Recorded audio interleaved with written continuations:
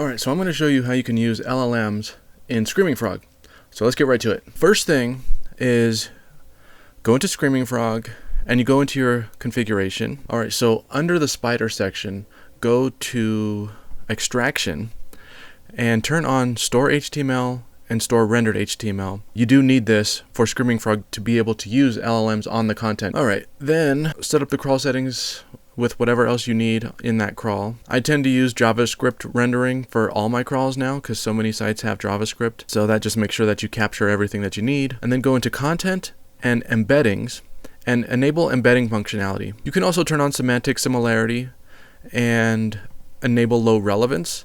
And you can adjust these thresholds based on whatever you need. So if you hover over it, you can see what it does.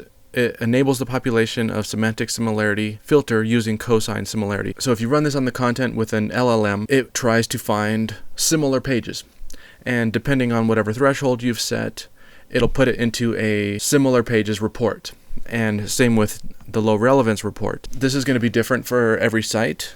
So you might have to run it a couple of times and see what it comes back with. And if you feel like the prompt, or if you feel like the threshold isn't accurate, then you can fine tune it and adjust it. I like to leave it at default just to start, and I turn it on just because I want to see what it comes back with. But if you don't need that and you want the crawls to go faster, just turn it off. You also have checkboxes here for checking only indexable pages or ignoring paginated pages. And I do recommend that to reduce how much time these crawls take and how much resources they take. Alright, so once that's set, then you can go into API access and choose whichever LLM you want to use. So you have OpenAI, Gemini, Ollama, and Anthropic. We're going to look at Gemini. So go into your Gemini tab and you'll see that there is a blank space for an API key. So to get an API key, you have to go to Google AI Studio.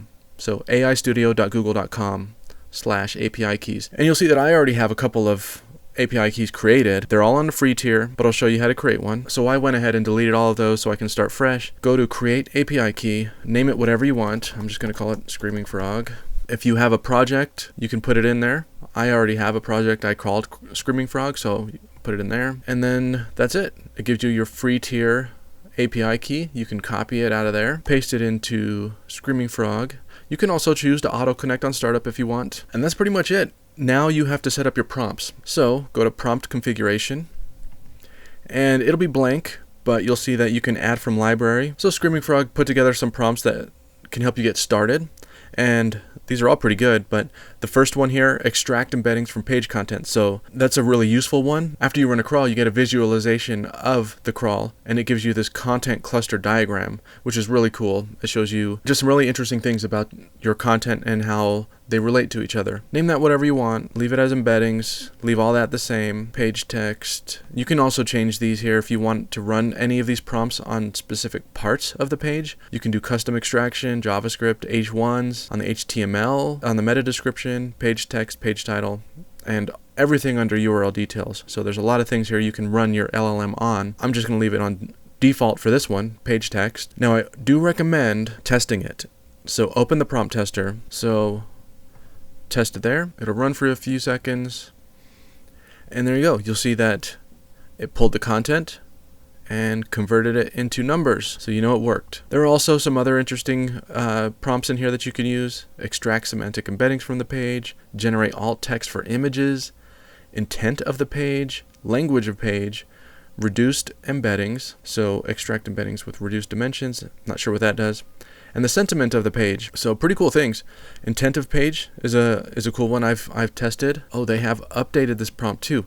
So there was an issue here with the last version of Screaming Frog where this said Gemini 1.5 or Gemini 1. I can't remember what it said. But anyway, if you do notice that you get an error when you run this, make sure that this version number is correct. You'll have to do some research to figure out what version number Google is on at that point, but just in case in the future Screaming Frog doesn't update it, that's what you would do. So open the prompt tester and you can test it again. So the prompt that they already have here, classify the intent of the following text as either informational or commercial in one word. Run the test, make sure the prompt works, pulled the content, so that's good. And there you go, informational. And you can also do your own custom prompts, which is a really cool thing. So you can just copy one of these, duplicate it, call it create FAQ content, for example. We'll leave it on running page text, and now you change the prompt. It's basically just like using ChatGPT or Gemini, but within Screaming Frog. So you can say, based on the content of this page, create 4 FAQ questions and answers. And just to make sure that it works the way you want, test it, see what it comes back with. If you don't like what it comes back with, you can make some adjustments to it. If you do like it, just leave it, and then you can run on that. Model overloaded. Let's see if running that on a different site helps. All right, there we go. I don't know if it was a URL or if it was Gemini. That is one of the issues that you might run into with using a free API. There's limitations. Anyway, so it ran that prompt on my content. Created 4 FAQ questions and answers based on what it crawled. So that's a really cool way to come up with some extra content for your page. Another way that I've used it is by creating pros and cons. So I have a site that does product reviews. So let's call this pros and cons. Based on the content of the page, develop a list of pros and cons for the product being reviewed. Let's give it a number so that it's more specific. More than 3 and up to 10. All right, here we go. A review of the Atari GameStation Pro. That page doesn't already have pros and cons on it, so let's see what it comes back with. Now, I don't know if it's going to be any good because I haven't read that review. I didn't write it, so I don't know anything about it. Okay, so it pulled the content. Good sign. The response is taking a while. That is something to consider too when you're running an LLM on your content within this crawl. It can take a long time, especially if you have a very large site, a large crawl going. I had a crawl on one of my sites. My site is only a couple thousand pages, but 25,000 resources in all, with images and all that stuff. But it took about 2 days to finish that crawl. So keep that in mind when you're running some of these prompts during a crawl. All right, so it came back with a list of pros and cons. Evokes strong nostalgia. Large game library. Simple setup. Authentic controller design. So let's see the cons. Many games have not aged well. It's an Atari. Limited long-term engagement. Awkward controllers, paddle controller sensitivity issues. Yeah, I think that's pretty good. If that was my content, I'd be really happy with this. So just think how fast you could generate new content for pages for your site. Something that you could do to reduce the amount of time it would take would be to crawl your site first without an LLM, get a list of all the pages that you want to run an LLM on, like if you have a product review site, crawl all the reviews, get a list of the reviews, and then upload that in list mode. Maybe do 10, 20, 30, whatever you need. But we know that it works now. And from there, you hit OK, and you start your crawl. All right, so I just opened up a crawl that I've already run this on. This is one of my sites. This is the one that took about 2 days to run. Once you open it, you'll see that in the main internal all report that there will be columns for the AI prompts that you ran. So extract embeddings from the page, intent of page, semantic triples. That was another one that I ran on this site. Pros and cons, closest semantically similar address, and so on. So all that's in the main report.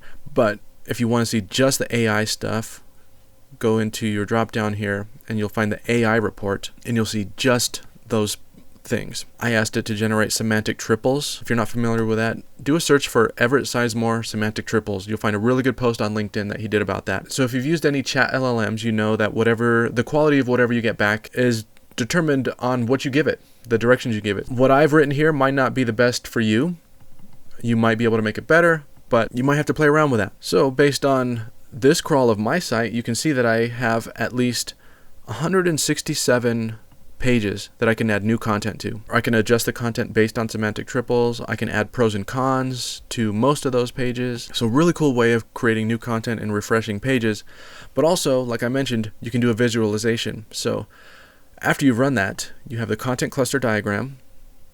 Let that load up. And this can give you some pretty interesting things as far as, especially outliers. All of this content is similar, at least according to Screaming Frog. It believes that this content all here in orange is similar, everything in blue is similar, and so on. But what you'll find is that you start to see some of these dots are close to each other. They might be related to some of the other content. That might help you come up with some ideas for creating content that sort of overlaps. You might also find some of these clumps, And that could tell you where content is too similar.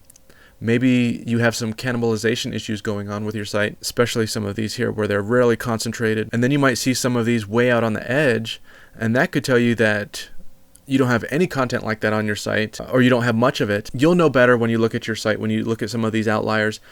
But in this case, I know that I don't have a lot of content on this topic, and that tells me either I should create more of it, or it's not a good match for my site. Maybe I shouldn't have created it in the first place. So as you look through that, you'll start to see some things that make sense to you.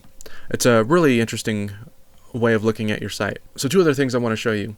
In the content report, so once you have embeddings set up, you can see semantically similar and low relevance. So semantically similar will use embeddings to try to determine how similar that content is. So it'll give you the first page and the closest semantically similar address. That could lead you to some cannibalization issues, duplicate content problems, or internal linking opportunities. If you have low relevance content, same thing. And this is where it might help to start adjusting some of those thresholds in the beginning of the crawl, because if you know that there is some low relevance content on your site and the crawl should have picked it up, maybe you adjust that threshold until you get it to pick up. All right, hopefully that was helpful for you. Thanks for checking out this video. I'll see you in the next one.